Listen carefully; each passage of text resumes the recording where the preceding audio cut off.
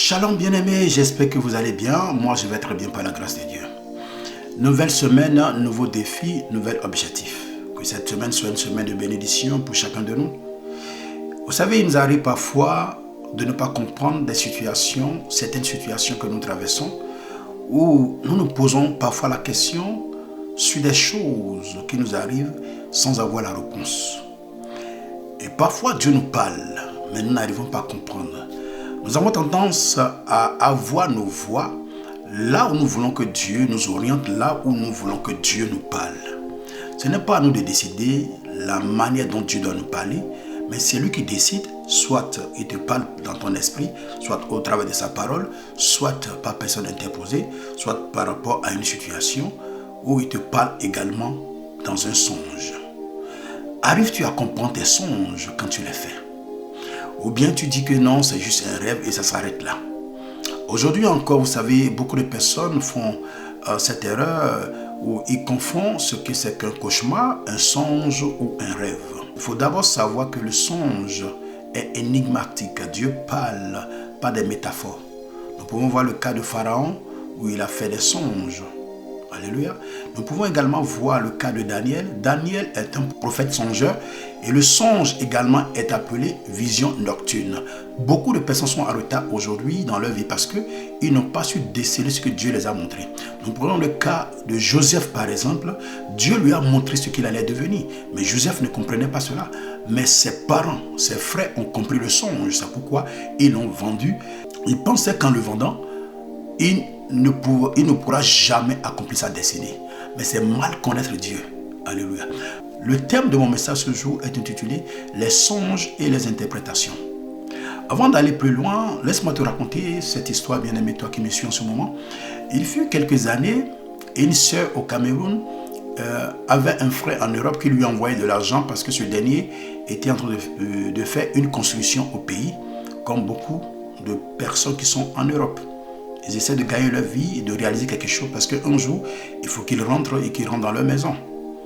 Mais un jour, cette sœur a fait un songe et dans son songe, elle a vu qu'elle était sortie avec son sac, avec son passeport, tout ce qu'elle avait comme pièces, ses documents, certains documents et son trousseau de clés. Et pendant qu'elle y allait sur une voie dans son songe, elle a vu que deux personnes étaient sur une moto et que ces personnes sont passées à côté d'elle et lui ont ravi le sac. Elle s'est réveillée, elle n'a pas prié.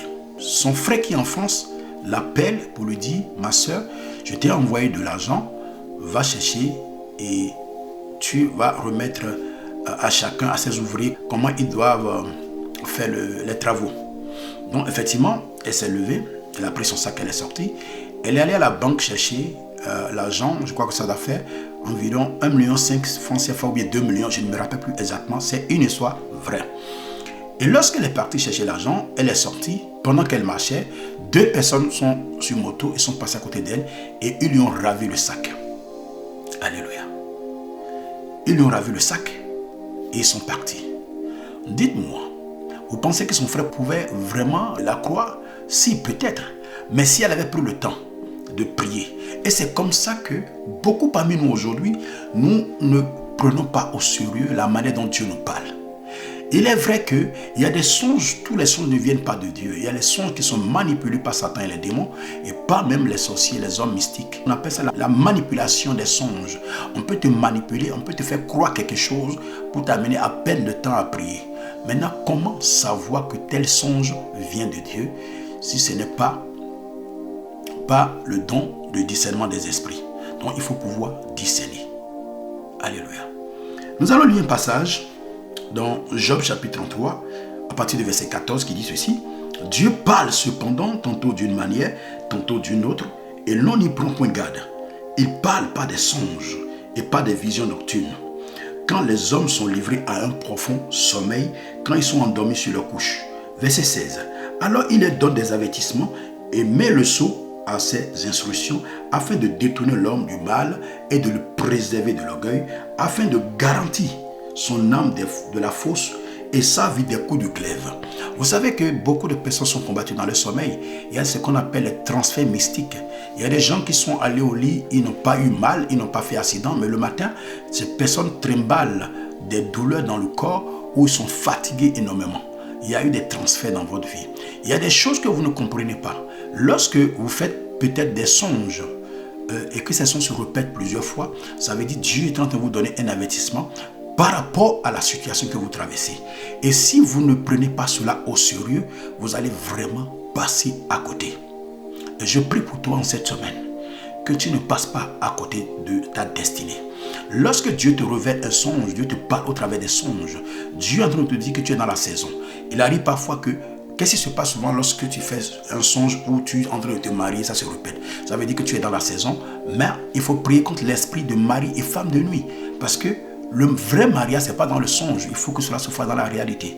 Est-ce que quelqu'un me suit?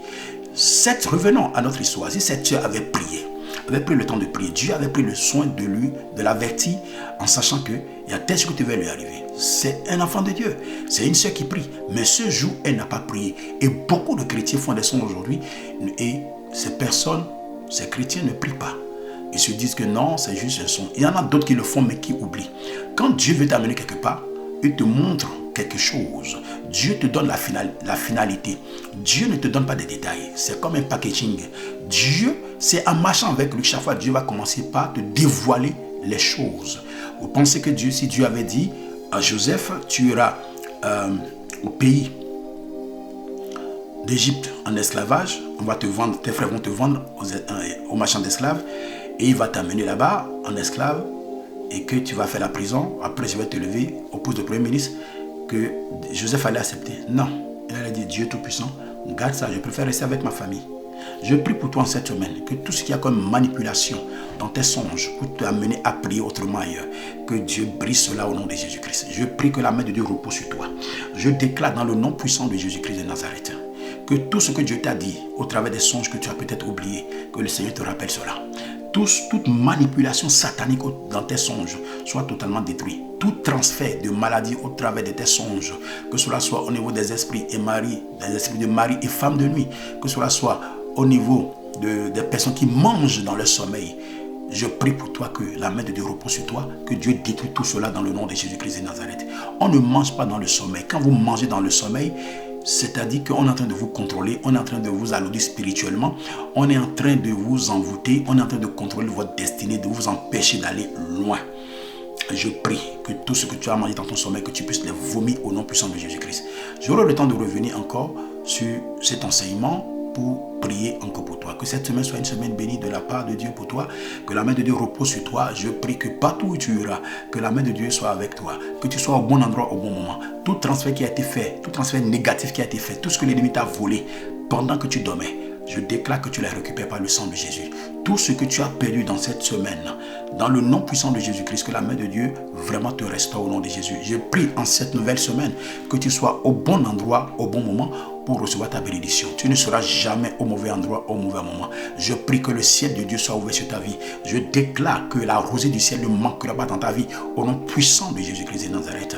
En cette saison où les enfants doivent aller au bac ou au BPC ou au CEP, je prie que la main de Dieu repose sur votre vie, que l'intelligence de Dieu soit votre partage, la sagesse de Dieu soit votre partage, la connaissance de Dieu soit votre partage. Revenez avec des témoignages, réussissez maintenant, que Dieu vous bénisse, que sa grâce repose sur votre vie. Excellente semaine, que Dieu nous bénisse.